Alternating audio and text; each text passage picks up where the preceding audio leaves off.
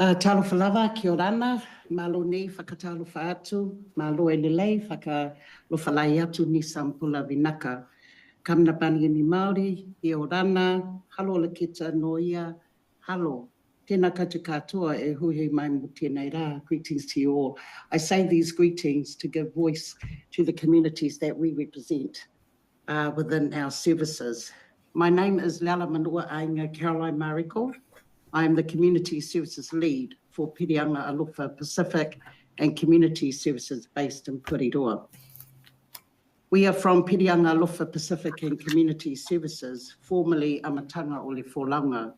We have been providing support for Pacific children, families and communities for the past 15 years. As a Pacific Community Services Unit run by Pacific people for Pacific people, we are part of Whānau Manaaki kindergartens, and as such, we support over 5,000 children and families in the Lower North Island and South Otago through our early education services, whānau ora program, and our many social service contracts. I've lived and worked in Piri'anga, in the Piri'anga East area for many years, and know families and the stress they are under to afford to keep a roof over their heads. We work holistically and recognise that housing, health, education, well-being, employment and security are interconnected. Today, we want to tell you how important stable housing is for our children and families to thrive, and for the government to meet many of its objectives, such as improving educational attainment, reducing truancy, reducing crime, reducing gang numbers, and moving people off benefits and into jobs. My colleagues, Talamania Momo Whaleawhanga and Leia Yuta, are two of our community navigators who work closely with families to address their often complex needs. We have first-hand experience of how poor, insecure, and inadequate housing impacts families. Talofa lava, my name is Talamania Momo Whaleawhanga, a community navigator for Piri'anga Alofa for more than 80 years. Our Lefale Job and Skills Hub, based in Cannon Street, actively works to give families a support into home ownership. However, more and more people, and half of our people that we work with are renting. And then more and more people will get into renting because the houses are so expensive. We know that tenants have a few rights, even without the proposed changes in the bill, so that tenants can be evicted from the property if sold or a family is to move in. Families are under stress and even feeling vulnerable as it is. So we are therefore opposed to the reinstating a landlord ability to terminate period tenancy on 90 days notice without being required to keep tenant a reason. Reducing the rights of tenants even further so they can be evicted with no reason is make no sense, because everyone has a right to shelter. We are also opposed to reducing the notice period for eviction in the case of sale or family members moving in. This can have a terrible effect on tenants who may struggle to find another alternative rent. So while few houses available, the possibility of homelessness is very real. And I'll tell you a story, one of many. There is a family in Piri'anga was served an eviction notice to vacate the property within 3 months. Unfortunately, this family is wheelchair bound. One member is wheelchair bound, and urgently they have to find an accommodation that suits their needs. Luckily, we were helped by the support of 2 social housing providers, and they found a transitional house in Lower Hutt. Like, the arrangement is not, it's not ideal, but what option do they have? There is a separation because it's only a 1-bedroom unit, and the son has to stay with the grandmother to continue his schooling in Piri'anga. So you can see the stress, and the ordeal is very stressful. The separation, and also the money, the time used for commuting from Lower Hutt to Piri'anga for appointments and doctor's appointments is very stressful. So sad part is, we found out that the landlord didn't come from Auckland to move into his house. And then the house was back to a market for rent. And luckily, they found a property in Waitangirua after 5 months.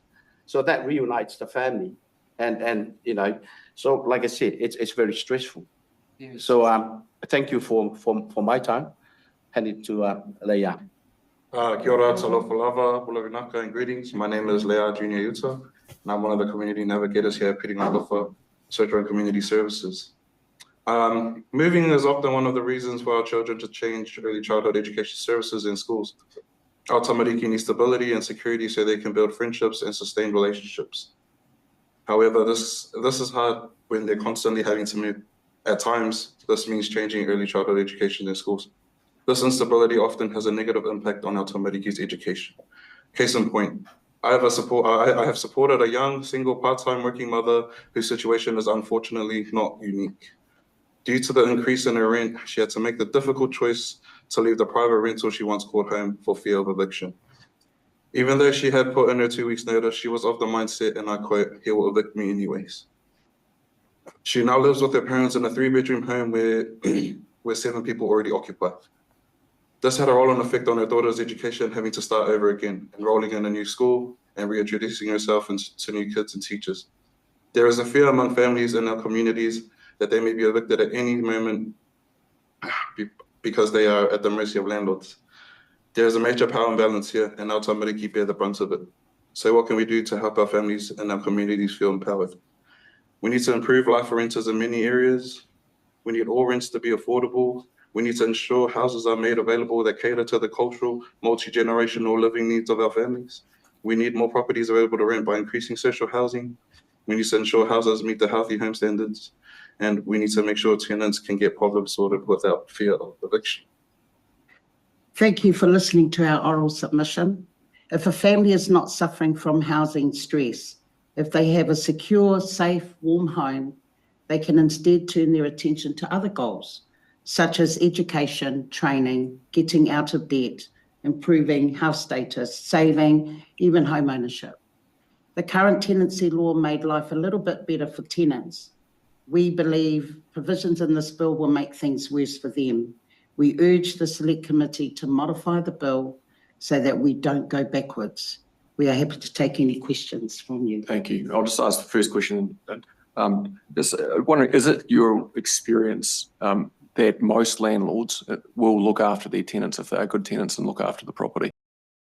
If they are good landlords? If they're good tenants, so will most landlords?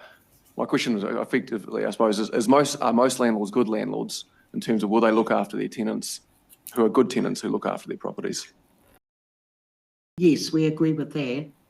But in our community, that's not the case for a lot of our families who are at the moment with the families that we look after. They are living in motels. Some have been living there for up to 3 years now. We've had to look at how we can support those families during COVID, also helping them with transport, because transport is an issue. So we've put on a van where we transport their children so that they get consistency by staying in the schools that they are enrolled in or in their early childhood services.